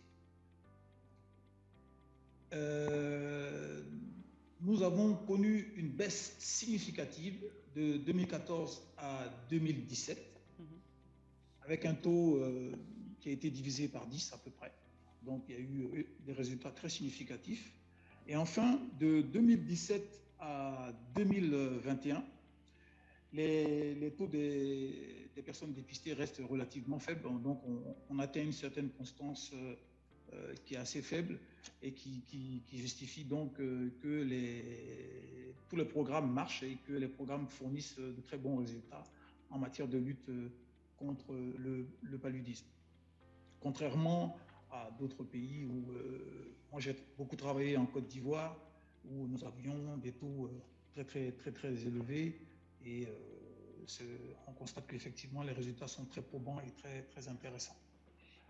Les recommandations que nous avons à faire sur le questionnaire que nous alimentons avec les travailleurs, c'est surtout de prendre en compte la notion du retour de congé. Donc quand ces personnes retournent de congé, malheureusement on ne le fait pas et on devrait creuser un peu plus notre analyse sur ce fait. C'est documenter aussi les cas donc, de TDR postérieurement positifs quelques jours après la visite médicale. Oui, c'est des choses qu'on doit améliorer. Examiner le cas des cas contacts dans l'entreprise. Il y a pas mal de cas contacts. Effectivement, on devrait pousser vers l'examen de un peu plus de personnes. On devrait maintenir ces taux, ce dépistage des saisonniers toute l'année, pas seulement d'octobre à novembre. Effectivement, on devrait l'étendre un peu plus. Et puis enfin, avoir des retours de toutes ces enquêtes et investigations sur les cas que nous avons constatés. En conclusion, le dépistage des saisonniers et des nouvelles recrues nous a vraiment permis de maintenir le potentiel productif de nos travailleurs. Hein, comme on le disait tout à l'heure, le paludisme est le premier responsable des décès en Afrique. Le paludisme aussi est aussi le premier responsable des absences au travail dans les pays à forte contamination de palu, effectivement. Donc, le fait de disposer de ces travailleurs augmente forcément la productivité, permet à l'entreprise de prospérer et bien entendu aussi aux travailleurs de travailler dans un environnement sain. L'absentéisme et les frais liés à la prise en charge du paludisme sont exceptionnels, donc forcément l'entreprise y gagne, tout le monde y gagne, donc c'est un pari gagnant pour l'entreprise de justement lutter contre le paludisme. Et enfin, la surveillance du paludisme nous a permis de retrouver d'autres pathologies infectieuses, donc effectivement à travers ce dépistage, ça nous aide aussi pour nous déterminer les autres maladies que ces travailleurs pourraient contracter. Ceci achève ma présentation. Je me tiens à votre disposition pour d'éventuelles questions, commentaires ou suggestions. Merci Monsieur Eba pour cette présentation, donc qui a été très claire sur justement la stratégie, la démarche que vous avez mis en place. Donc aujourd'hui, vous avez suffisamment de recul pour avoir une forme de méthodologie, un peu de gestion de projet que vous pourriez proposer à d'autres entreprises. Vous avez fait le choix de travailler spécifiquement sur ces employés saisonniers. Comment vous pourriez résumer la démarche finalement pour d'autres entreprises, pour d'autres dirigeants qui aujourd'hui vous écoutent et qui se diraient j'ai envie de faire la même chose chez moi? Quelles seraient les grandes étapes que vous pourriez leur communiquer en termes de processus? Mais déjà c'est de savoir identifier la provenance de tous ces employés. Bon, nous sommes dans l'agro-industrie et donc dans notre métier, on travaille beaucoup avec des saisonniers qui proviennent de diverses régions et qui retournent dans leur région d'origine lorsque la saison des pluies démarre pour aller travailler. Donc, pendant toute cette période, effectivement, nous les recevons. Et il faudrait d'abord bien identifier les origines de tous ces employés et puis et aussi le suivi, l'accompagnement. Depuis le départ, lorsque, nous, dans notre cas, on va les chercher, donc on envoie des cars, on envoie une équipe médicale pour aller les identifier et puis éventuellement faire des visites médicales. Et donc, il faudrait que tout le staff médical soit impliqué et qu'il soit présent dans tout le dispositif pour recruter tous ces employés. C'est ce que je pourrais dire, notamment surtout pour ceux qui sont dans l'agro-industrie. Très bien, écoutez, c'est noté pour ces premières clés que vous partagez en direct. Je vais juste vérifier les différentes questions. Alors, Alors, ce qu'on va faire, c'est que je vais laisser nos autres témoins venir partager justement les éléments. Oui, dites-moi. Juste partager une expérience personnelle. J'ai travaillé en Côte d'Ivoire pendant à peu près une vingtaine d'années avant de venir au Sénégal. En Côte d'Ivoire, partout où j'étais, puisque je suis un homme de terrain, je suis toujours en brousse, toujours à travailler sur le terrain. En Côte d'Ivoire, au Libéria, au Nigeria, ces pays, au moins tous les 3 mois, je contractais le palu. Tous les 3 mois, je contractais le palu. J'avais ma crise, c'était radical, systématique. Depuis 2 ans que je suis au Sénégal, je n'ai pas eu une seule fois le palu.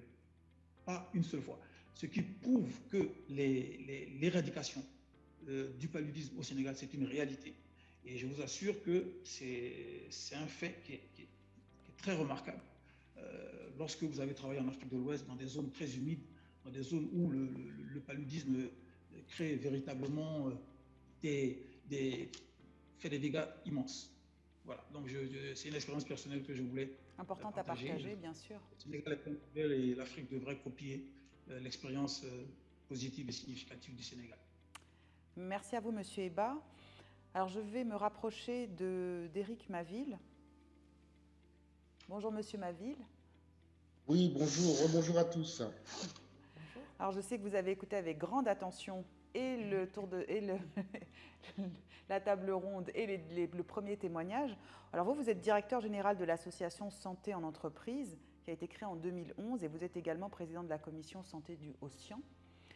Nous, ce qui va nous intéresser, c'est de savoir que fait votre association et quelle est sa vocation. Parce que finalement, là, vous êtes très ciblé sur l'entreprise. Donc, ça viendra en complément du partage de Monsieur Eba.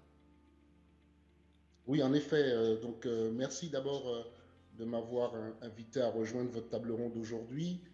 C'est notre journée pour la journée mondiale. Et j'ai entendu déjà de très belles présentations. Voilà, on a assisté à de très belles présentations.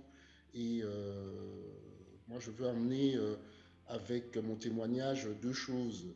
Premièrement, Santé en entreprise, c'est une ONG. Nous existons maintenant depuis 10 ans et nous avons été créés par des chefs d'entreprise. Ce qui est important, ça veut dire qu'on a un acteur comme l'entreprise qui n'était pas forcément reconnu il y a encore 10 ans comme un acteur légitime, entre guillemets, pour lutter contre... pour faire de la promotion de la santé plus largement, mais aujourd'hui on parle du paludisme. C'est chose faite aujourd'hui et il y a 10 ans, on était déjà aux prémices de ça, puisque l'ONG a été fondée à Paris. Nous avons une mission qui est vraiment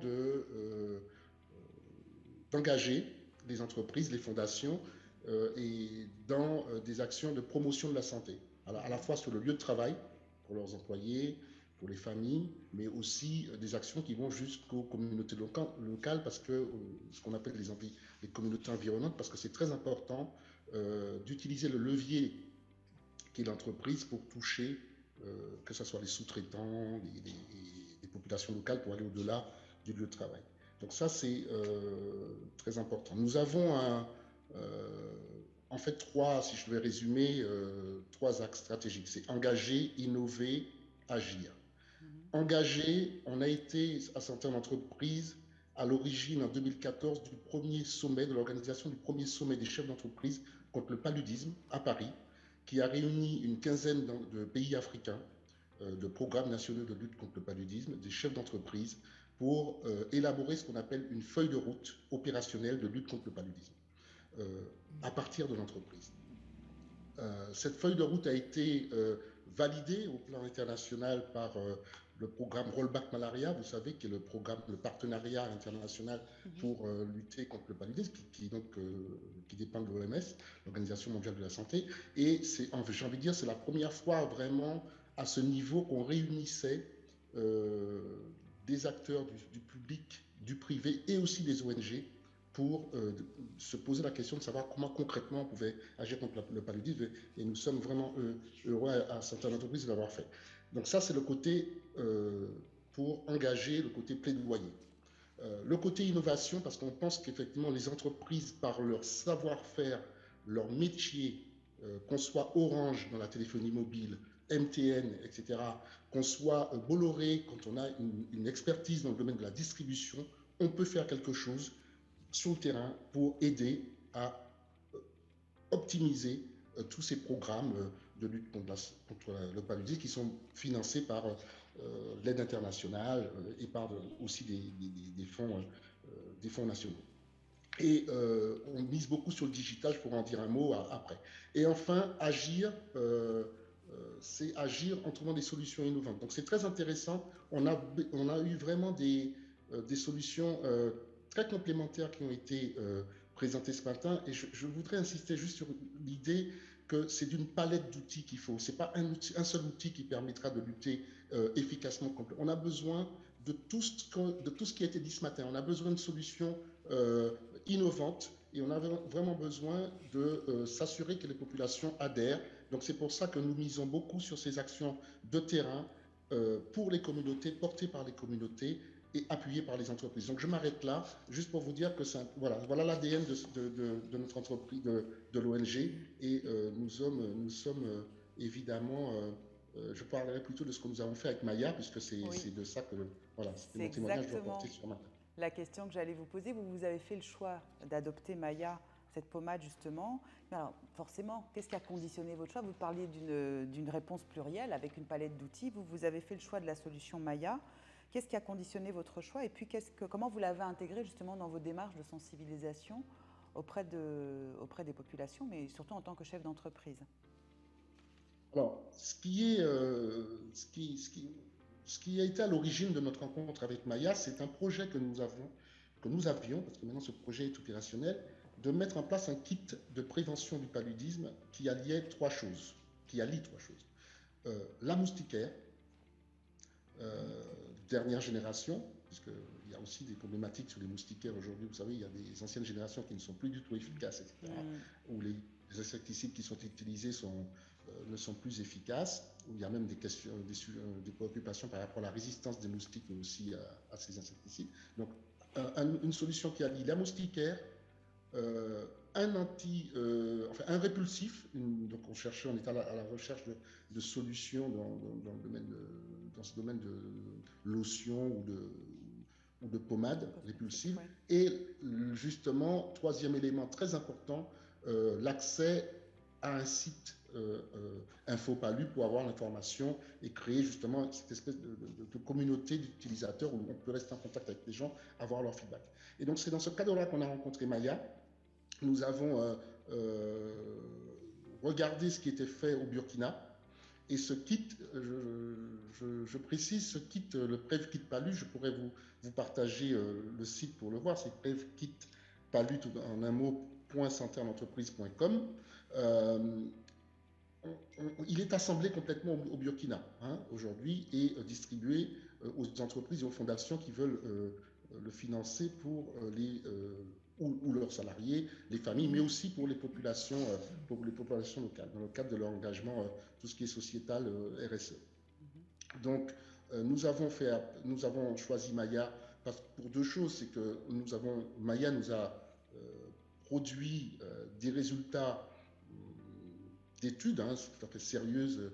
Donc, c'est un outil, c'est une solution qui a été scientifiquement testée. Je pense que Gérard a présenté aussi pour nous ce qui est un atout de cette solution, c'est qu'elle fait partie des pratiques et de la routine des gens. C'est-à-dire que mettre de la pommade pour les populations, mettre de la pommade aux enfants, pour les femmes aussi qui sont piquées avant d'aller se coucher, c'est quelque chose qui pour nous était assez logique. Donc on a trouvé cette innovation vraiment très intéressante parce qu'elle apportait en fait une solution qui est, j'ai envie de dire, adoptée.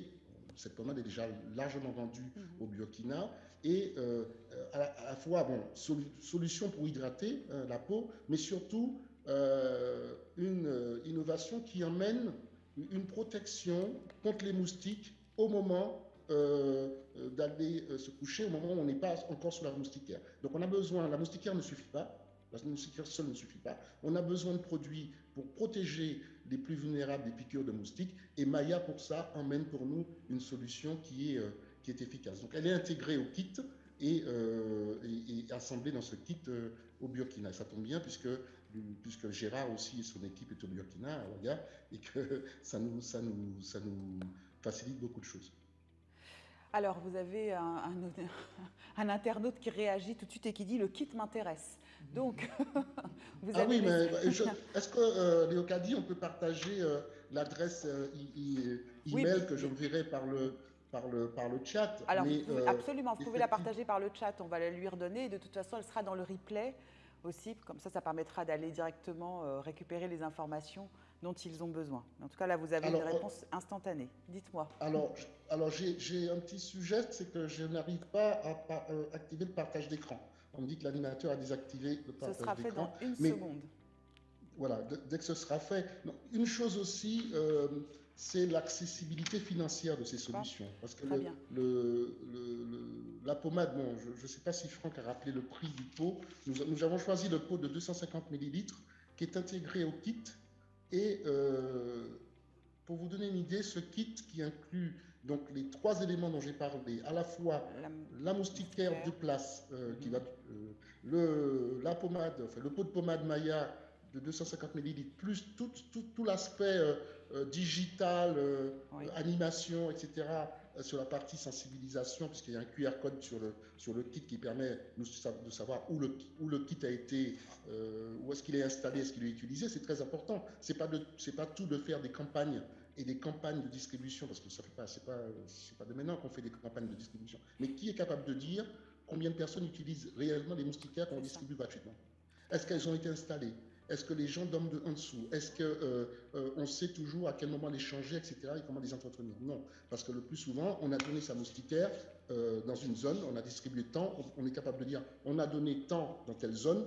Après, savoir si c'est vraiment utilisé, on n'est pas capable de le savoir. Donc, avoir ces outils digitaux qui permettent de le faire, c'est important. J'arrive toujours pas à... Alors, en fait, ce qu'on va vous demander, c'est de nous mettre simplement dans le chat, et comme ça, on va pouvoir le diffuser dans un second temps. Parce que là, en direct, c'est compliqué. Voilà. Mais ce qui est important, c'est... Aussitôt dit, aussitôt fait. Donc, normalement, vous l'avez. Merci beaucoup. Donc, a priori, c'est bien réceptionné. J'ai les signes de l'équipe. Ce qui est important là, c'est que vous proposez justement ce kit finalement qui est prêt à l'utilisation dans sa diffusion. Donc c'est pour ça que vous avez eu cet engouement d'un coup là qui disait voilà, nous aussi on veut le tester. Je sais que les chiffres sont importants parce qu'on est sur de la prévention, on est sur du curatif, on l'a vu avec les différentes solutions. Là, vous venez apporter un élément complémentaire aussi qui est celui de voilà, comment ça rentre dans le quotidien. J'aurais, pour clôturer notre entretien, parce que vous vous doutez bien que j'aurais plein de questions à vous poser, mais j'ai encore M. Baba Ndiaye qui nous attend et j'ai encore le témoignage de Lucille aussi à mes côtés. Quel serait votre mot de la fin? Alors, après cette expérience, justement avec Maya, vous aviez parlé d'une approche qui est plus plurielle. Quel serait le message que vous auriez envie de donner dans cette journée par rapport à votre expérience, le recul sur ce kit? Sur le kit ou plus largement sur le rôle que peuvent avoir les entreprises justement parce qu'on n'a pas eu le temps d'aborder tous les enjeux. Je pense qu'on en a évoqué beaucoup sur la sensibilisation, sur la nécessité. Mais je crois qu'il y a un mot-clé pour nous, enfin, même deux, c'est si on met de côté la sensibilisation, l'importance justement de continuer à informer, parce que le sentiment quand même qu'on a, c'est qu'aujourd'hui le palu fait partie de ces maladies qu'on serait tout à fait capable d'éliminer. Le cas du Sénégal l'a montré, le Sénégal est un pays en phase de préélimination, et donc comme on l'a fait en France, en Italie, en Grèce, où le palu a existé, on est capable d'éradiquer le palu. C'est une maladie qu'on peut éradiquer, donc on a besoin aujourd'hui de vraiment de recherche, de financement pour ça. Il n'y a pas assez d'argent. Donc il faut quand même, au moment de la journée mondiale quand même de lutte contre le paludisme, rappeler qu'il est encore nécessaire d'investir dans la lutte contre cette maladie pour éradiquer cette maladie qui a un coût humain. Vous avez rappelé les chiffres, mais on n'insiste pas assez sur le coût économique aussi de la maladie. Le coût économique du paludisme, c'est plus de 10 milliards d'euros de PIB perdu pour le continent africain tous les ans. C'est pour chaque entreprise la première cause d'absentéisme, la première cause de consultation, la première source de dépenses médicales pour les salariés. D'ailleurs, chaque salarié, il y a une famille, il y a des enfants quelquefois qui ne peuvent pas aller à l'école parce qu'ils sont malades.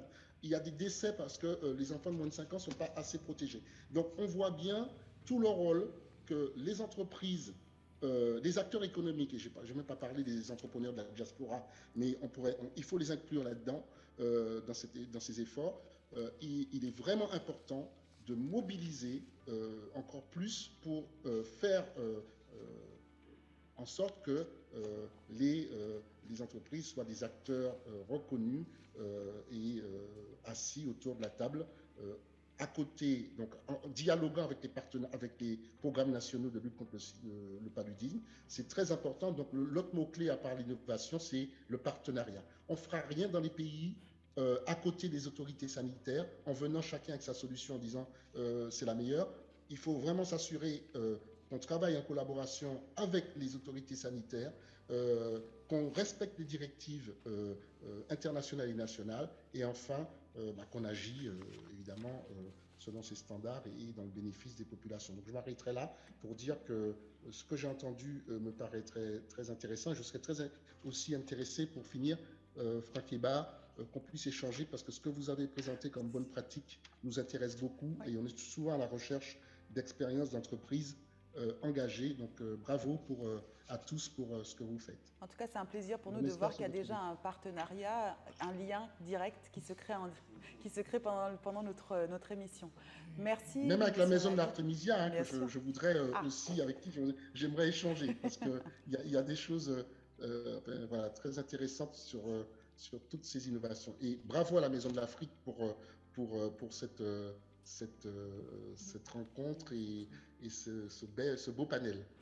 Merci, Monsieur Maville. Alors, je sais que j'ai Monsieur Baba Ndiaye qui est aussi très impatient de nous partager aussi son retour, sa pratique, puisque lui, vous avez plutôt mis en place la solution Kista. Alors, vous êtes le président du conseil départemental de la région de Kaolack, justement au Sénégal.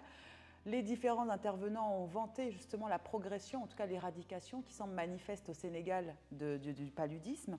Est-ce que vous pouvez nous préciser justement dans quel contexte la région de Kaolack a adopté cette démarche ? Merci. Je voudrais donc vous remercier et me réjouir de prendre part à cette journée importante, en cette journée dite contre le paludisme. Et je vous dis que j'ai été président du département de Kaolack de 2014 jusqu'en 2022. Et depuis mars 2022, je suis devenu président honoraire donc, du département de Kaolack. Donc, c'est parce que avec qui ça, nous avons mis en œuvre ce programme que nous avons sigé innovant de lutte contre le paludisme au niveau de Kaolack. Donc, je voudrais saluer cette belle initiative de la Maison d'Afrique. Saluer également les deux premières interventions qui sont des interventions d'entreprise. Et nous avons compris que des initiatives extrêmement importantes ont été prises au niveau de la compagnie sucrière, qui est effectivement le plus grand employeur de notre pays, qui fait beaucoup de saisonniers, mais également avec Éric Maville également, qui a pris des initiatives importantes dans son entreprise. Nous sommes coutumiers territoriales et donc des membres de l'État, recevant des compétences donc, du niveau central qui sont effectivement transférées et travaillant donc souvent en relation, en énergie, en intelligence avec le dispositif au niveau national. Le Code général des collectivités territoriales au Sénégal transfère effectivement des domaines de la santé au niveau du département comme au niveau des communes. Le département de Kaolack est au niveau central. Sa centralité et c'est le fait d'être sous Skivet a fait que ce n'est pas des zones les plus vulnérables où le paludisme a fait beaucoup de ravages dans le passé. Et quand nous avons appris cet appel à projet France-Afrique, et nous avons vu également que Kista a utilisé un procédé assez révolutionnaire que nous n'avons pas connu au Sénégal, nous sommes dit qu'ici à Kaolack, depuis 50 ans, bien avant notre naissance, nous avons vu que le paludisme a fait beaucoup de ravages, tant au niveau des femmes enceintes qu'au niveau des enfants, et même au niveau de jeunes qui sont dans les daras, qui sont des talibés, qui malheureusement sont très mal couverts du point de vue sanitaire. Nous avons donc porté un projet avec Kista que nous avons déposé, et le projet est sorti lauréat. Donc c'était le premier projet financé par la Direction générale du Trésor français d'un montant de 560 000 €. Donc nous avons également fait la connexion avec le dispositif tant au niveau local, les services de santé, mais également au niveau national avec le programme national de contre le paludisme pour que l'État du Sénégal, au niveau central, puisse suivre ce qui se fait à Kaolack afin de pouvoir l'élargir au cas où les résultats seraient de bons résultats. Nous avons donc, c'est un programme qui a été donc accepté à la fois par le ministère de la Santé. Au niveau local, nous avons travaillé avec les districts et les régions médicales, parce que c'est n'ont pas en ce moment qu'eux-mêmes qui ont déterminé, en rapport avec la Sûreté qui a fait plus de déplacements, les zones les plus vulnérables, qu'on appelle des zones rouges. Et sur 14 communes, 600 000 habitants, la commune de Kaolack, qui fait environ 55% du département de Kaolack, était la zone la plus rouge. Toute la ceinture de Kaolack était carrément rouge. Ça veut dire que l'incidence du paludisme était extrêmement élevée. Nous avons également d'autres communes qui étaient dans le dispositif. Donc, sur les 14 communes, 7 communes ont été concernées par la mise en place de capteurs de bornes anti-moustiques, qu'on appelle des capteurs de moustiques. Pour la première fois dans l'histoire politique sanitaire de notre pays, on introduit ce nouveau dispositif de Kista pour lutter contre le paludisme. Le premier aspect que nous avions retenu et qui était important pour nous est que d'abord c'est écologiquement viable. Il y a un dispositif, il y a une régression des paludismes au Sénégal. On a le gouvernement utilise régulièrement et chaque année avec des jeunes volontaires qui distribuent des moustiquaires imprégnés, qui font de la dérivation également de certaines zones où il y a beaucoup d'eau. Mais on a constaté qu'il y avait quand même une régression du paludisme. Mais utiliser une solution aussi importante nous semblait être une bonne opportunité pour nous. En tout cas, nous l'avons lancé en rapport avec la Direction générale de la Santé, le ministère de la Santé, la région médicale de Kaolack, les districts médicaux. Nous avons impliqué dans la démarche. Parce qu'au Sénégal, nous avons ce qu'on appelle une organisation de gestion communautaire de la santé. Au niveau de nos quartiers, au niveau de nos postes de santé, nous avons aujourd'hui des comités de développement sanitaire où les associations, les populations sont impliquées. Nous avons des instituts de santé qui font de la sensibilisation. Et concernant le paludisme, naturellement, il y a beaucoup de sensibilisation qui est faite, beaucoup d'informations pour prévenir le paludisme qui fait des ravages. Nous avons des zones rouges où des femmes étaient mortes pendant le paludisme. Donc ces zones-là ont été prises en charge par les 104 bornes anti-moustiques qui sont arrivées et qui ont été donc installées dans ces zones rouges. Et le constat était réel. D'abord, du point de vue communication, c'est une innovation. Est-ce que l'innovation va avoir des résultats? C'est une question. Mais nous avons constaté il y a eu une régression. Dans des zones rouges où les femmes étaient mortes et les enfants étaient atteints, dans une des communes de Kaolack qu'on appelle la commune de Diafat et dans Taboumdaï, il y a eu moins de cas de paludisme. Si nous prenons des communes comme Yédienne, il y a eu 0 cas. Il y a des zones où quand on a installé les bornes, on n'a pas eu de cas. Nous avons à Kaolack un seul établissement hospitalier de niveau 2 qui polarise pratiquement toute la région de Kaolack.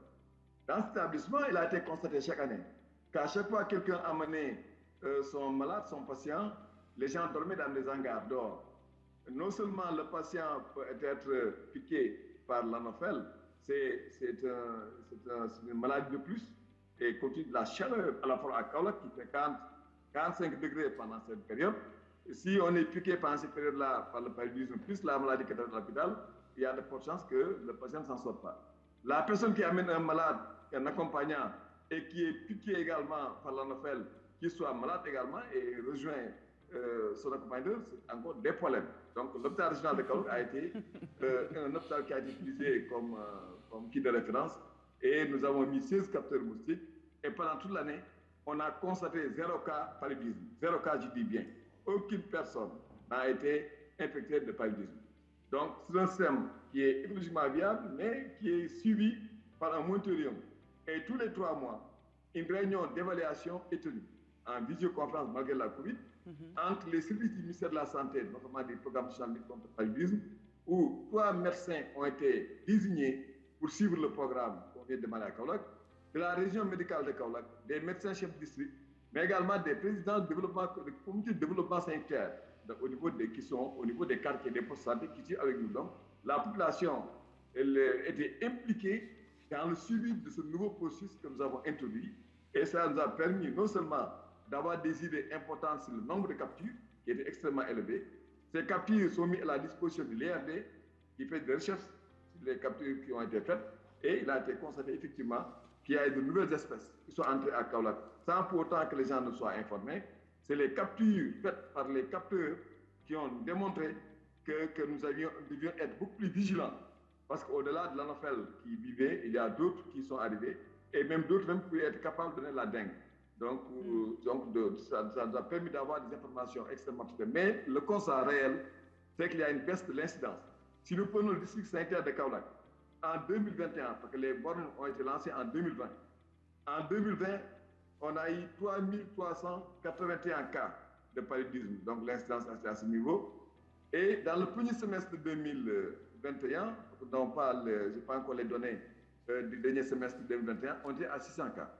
Cela veut dire qu'il y a une réduction drastique des cas de paludisme qui ont été constatés, mais c'est un résultat combiné entre ce que l'État a apporté et ce que les bornes anti-moustiques ont apporté à Kaolack. Mais étant donné qu'il y a une accélération de la baisse de l'incidence du paludisme au niveau de Kaolack, ça ne peut être que le nouveau élément, le nouveau outil, le nouveau instrument qui a été utilisé pour lutter contre le paludisme. En tout cas, nous l'avons installé dans cette commune.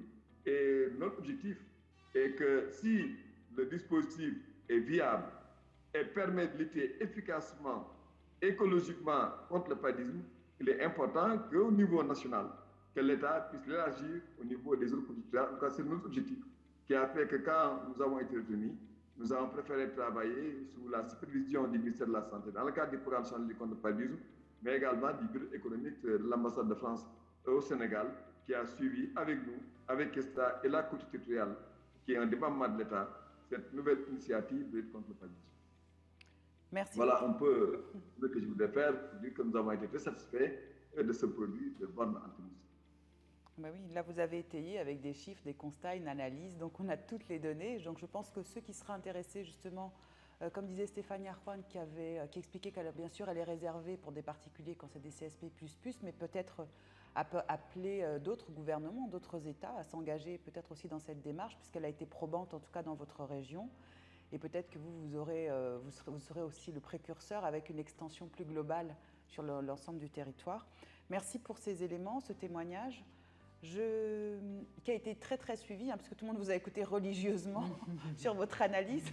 Donc il n'y a pas de questions pour le moment. Ceci dit, comme l'émission repassera en replay, il y aura certainement des questions qui arriveront dans un second temps.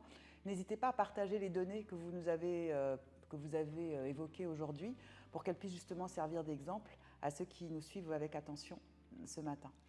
Merci Monsieur Babandiaï. Et je vais me revenir vers Lucille Cornet-Vernet, qui a écouté religieusement l'ensemble des éléments de présentation, puisqu'on a parlé de la pommade Maya, on a parlé des bornes Kista qui sont installées, on a parlé des maisons de l'Artémisia. J'aurais bien aimé que vous puissiez alors nous faire un témoignage, mais avant ce témoignage, j'ai une question qui est arrivée par un de nos internautes, donc je vous la lis telle quelle.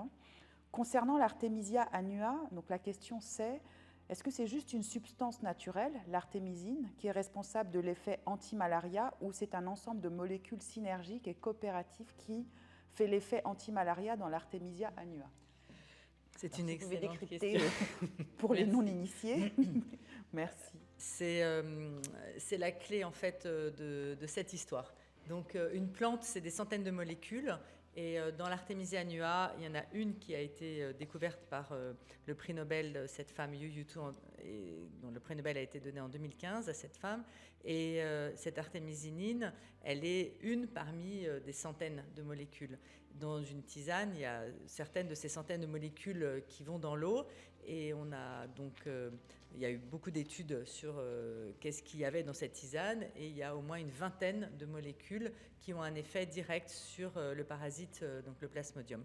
Donc oui, c'est une polythérapie, oui, il y a sans doute une synergie, certaines ont déjà été étudiées, de plusieurs molécules, et c'est ça qui est très intéressant, parce qu'en fait, comme vous le savez, quand on donne une seule molécule à un agent infectieux pendant assez longtemps, cet agent infectieux a une résistance à cette molécule, et donc c'est tout le problème qui a été à la chloroquine. Et puis aujourd'hui, l'artémisinine, il y a des parasites qui sont résistants à l'artémisinine. Donc cette problématique de polythérapie, de mettre plusieurs molécules en face d'un parasite, est juste essentielle. Et l'Artémisia afra, celle qu'on utilise aussi, et beaucoup aussi en préventif, ne contient pas cette artémisinine, donc a encore moins de chances, bien entendu, de provoquer une résistance aux médicaments actuels qui sont à base d'artémisinine. Donc j'espère que ainsi j'ai répondu à la question, j'espère que vous avez tous compris. Bon, c'est un très gros sujet, c'est le sujet central de la peur en fait, de l'OMS concernant la tisane Artémisia, et qui est en train d'être adressé par des grands scientifiques qui font des études en ce moment même. Donc voilà, ça va sortir. Au niveau de ce que j'avais, oui, merci infiniment, je suis entièrement d'accord avec Eric Malmedy. C'est vraiment un ensemble de solutions qui pourra faire que le paludisme sera éradiqué du continent africain. Ce que j'espère vraiment. Je suis d'accord aussi avec lui qu'il n'y a pas que le nombre de morts, même s'ils sont à déplorer, mais c'est aussi 250 millions de personnes qui sont malades chaque année, et c'est des points de croissance pour certains pays les plus impaludés. Donc c'est vraiment un souci majeur. Je voulais juste donner un exemple d'une entreprise qui est au Burundi, qui fabrique des savons, dont le directeur général est passionné par les plantes médicinales. Et autour d'une de ses usines, il a planté du moringa, de l'artémisia et plein d'autres plantes. Et dans l'autre usine, il n'avait pas planté ces plantes médicinales autour. Et on lui a demandé, et puis il a eu l'idée de donner en fait un paquet de 100 grammes d'artémisia à ses salariés chaque semaine, pour toute la saison des pluies. Et comme beaucoup d'entreprises en Afrique, elles sont aussi la sécurité sociale et puis aussi la mutuelle. Et donc, ils payaient bien sûr pour chaque famille les soins de santé de la famille. Et le comptable lui a quand même donné une information incroyable à la fin de l'année. C'était que dans l'usine où avait été distribuée la tisane d'artémisia, à charge bien sûr pour les familles de l'utiliser, eh bien, il y avait eu 6 fois moins de dépenses de santé pour les familles. 6 fois moins. C'est absolument colossal. Et en plus, lui, il avait eu pratiquement plus d'absentéisme dû au paludisme en tout cas. Donc c'est assez extraordinaire.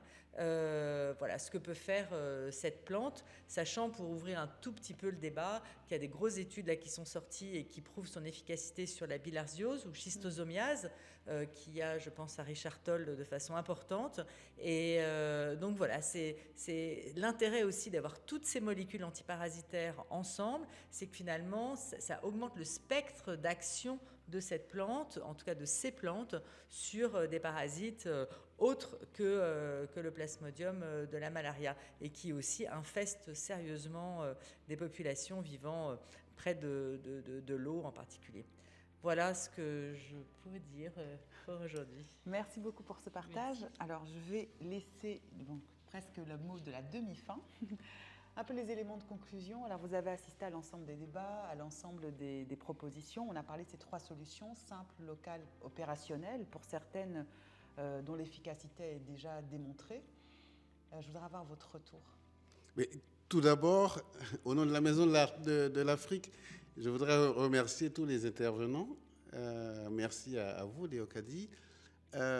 Avec cet intitulé ambitieux, éradiquer le paludisme, c'est possible. D'aucuns auraient pu douter du contenu de nos échanges, mais preuve est faite, il me semble, 2 heures après le début des débats, que l'éradication du paludisme en Afrique est possible. M. Babandiaï a donné un score de 0 palu en 6 mois sur une zone. Donc voilà un objectif qui certes est ambitieux, mais est réalisable. J'ai envie de poser ici, moi, un sentiment personnel. Je pense que c'est le désintérêt de personnes non concernées par le palu qui fait que jusqu'à nos jours, ce paludisme fait encore des dégâts et des ravages en Afrique. Je ferme cette parenthèse pour dire qu'effectivement, c'est une combinaison de solutions à partir de l'environnement qui héberge l'anophèle jusqu'aux malades.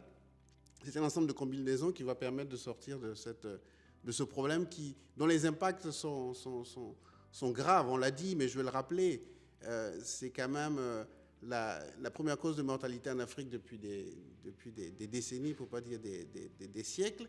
C'est surtout les enfants de moins de 5 ans qui sont atteints. C'est tous ces orphelins qui perdent le père ou la mère, ou le père qui accompagne la mère à l'hôpital.